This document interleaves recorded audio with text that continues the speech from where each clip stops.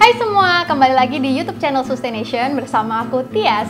Di video kali ini aku pengen bahas tentang fakta-fakta di balik pembalut sekali pakai. Nah, buat kalian teman-teman perempuanku, setiap bulan ini kan pasti kita ada nih waktu berkutat dengan pembalut sekali pakai saat kita menstruasi. Tapi pernah nggak sih kalian mikir kalau produk menstruasi konvensional seperti pembalut sekali pakai atau tampon sekali pakai itu sangat berbahaya bagi kesehatan diri kita sendiri dan juga lingkungan? Pembalut yang kita gunakan saat sedang menstruasi ini merupakan salah satu penyumbang sampah terbesar di Indonesia yang tidak dapat didaur ulang dan sangat berbahaya bagi lingkungan karena mengandung berbagai macam bahan-bahan berbahaya. Saat kita menggunakan pembalut sekali pakai, most of the time pembalut ini akan berakhir di TPA alias tempat pembuangan akhir. Jadi apa aja sih alasan atau fakta-fakta yang membuat kita harus meninggalkan pembalut sekali pakai? Yuk, let's get down to the list.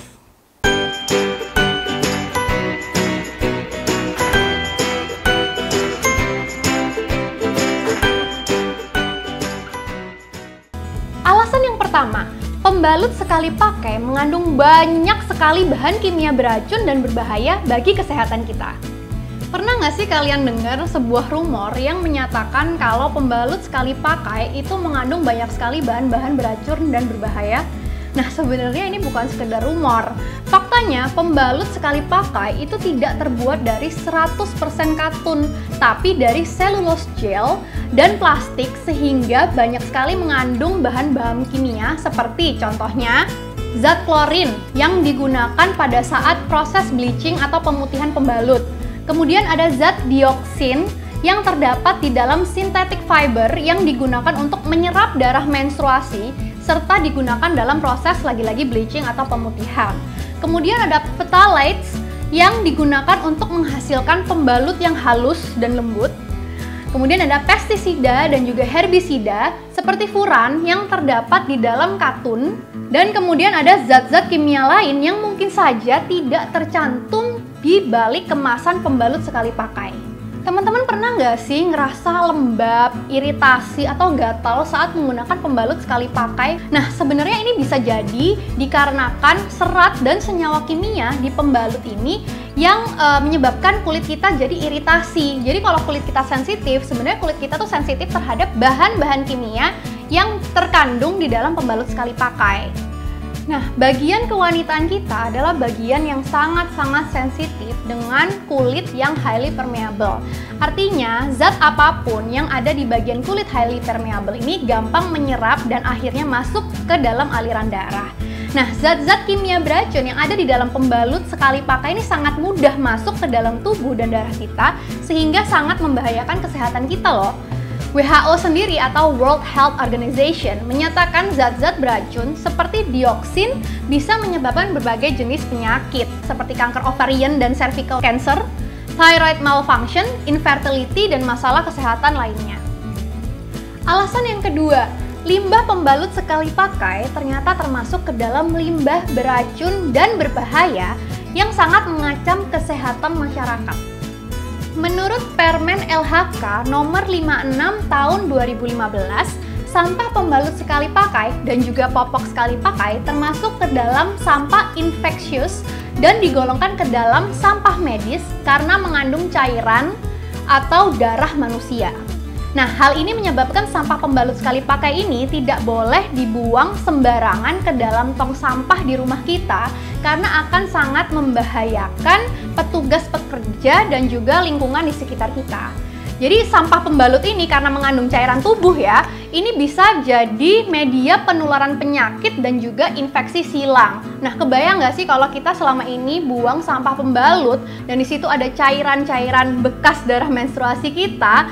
Nah, ini kan sangat berbahaya ya, apalagi kalau misalnya ini tersebar gitu ke lingkungan, kemudian ada petugas kebersihan, ini sangat-sangat membahayakan kondisi pekerjaan mereka. Alasan yang ketiga, limbah pembalut sekali pakai memerlukan waktu yang sangat lama untuk terurai dan sangat berbahaya untuk lingkungan. Kenapa? Karena dia akan terurai menjadi mikroplastik. Rata-rata setiap wanita menggunakan lebih dari 16.000 pembalut tampon atau panty liner sekali pakai selama hidupnya. Di Indonesia sendiri, sampah pembalut sekali pakai ternyata dapat mencapai 26 ton setiap hari. Banyak banget ya. Nah, bahkan di Indonesia juga masih banyak loh yang membuang sampah pembalut ke sungai dan akhirnya tuh berakhir ke laut. Nah, sampah-sampah pembalut ini sangat berbahaya ya bagi ekosistem dan hewan-hewan di sungai dan di laut kita. Selain itu, plastik yang digunakan pada pembalut, panty liner atau tampon sekali pakai memerlukan waktu 200 sampai 800 tahun untuk terdegradasi. Sebagai perbandingannya, botol plastik sendiri itu memerlukan waktu sekitar 70 sampai 450 tahun untuk terdegradasi.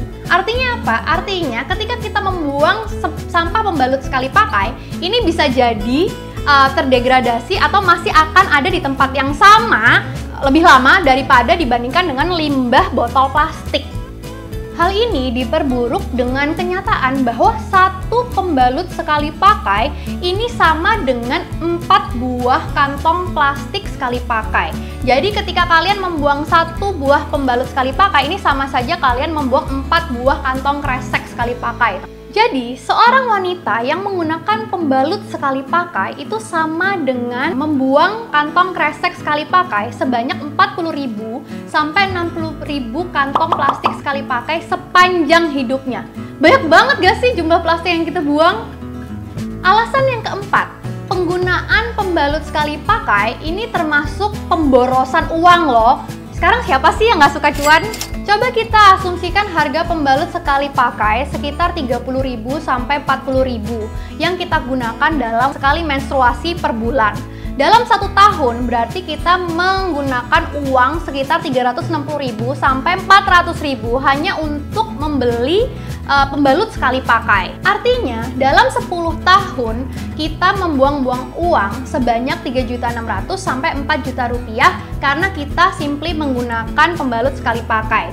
Dibandingkan dengan alternatif pembalut sekali pakai yang lebih ramah lingkungan, jumlah ini sangat-sangat besar teman-teman. Jadi gimana? Masih mau pakai pembalut sekali pakai? Atau mau segera beralih ke alternatif pembalut sekali pakai yang jauh lebih ramah lingkungan, sehat, dan hemat, tapi bingung mau mulai dari mana? Di video selanjutnya, aku akan bahas macam-macam produk alternatif pengganti pembalut sekali pakai yang jauh lebih ramah lingkungan. Jadi jangan lupa like dan subscribe video ini supaya kamu nggak pernah ketinggalan video-video selanjutnya. I'll see you in the next video. Bye!